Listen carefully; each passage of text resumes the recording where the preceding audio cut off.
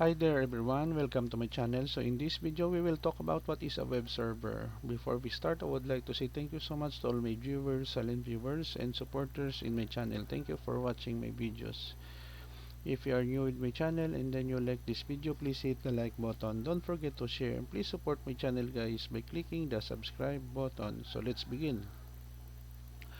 What is a web server? A web server is a software application that serves and delivers web content to client devices over the internet. It handles requests from web browsers or other client applications and responds by sending the request files such as HTML documents, images, videos, and any other type of content. When a user enters a website's URL or Uniform Resource Locator in the web browser, the web browser sends a request to the web server associated with that website. The web server processes the request, retrieves the relevant files or data, and sends them back to the client's browser, which then renders and displays the content to the user.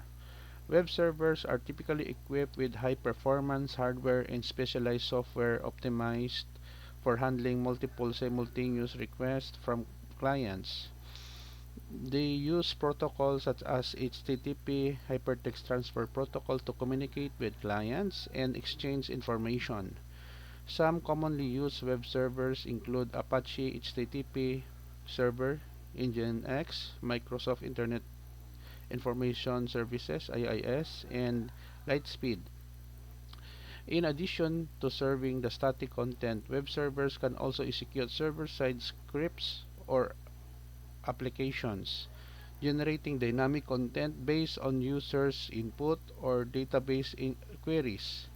These scripts can be written in languages such as PHP, Python, Ruby, or JavaScript, and the web server includes modules or extensions to interpret and execute these scripts.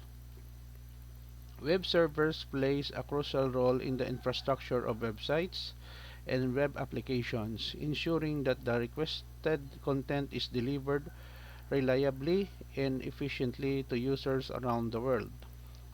Okay guys, so this is the end of my presentation on what is a web server is all about. Thank you so much for watching. I hope that you have learned something new in this video. Don't forget to like, share, and please support my channel guys if you are new by clicking the subscribe button. See you in the next video tutorial guys. This is your friend Jake saying bye bye for now.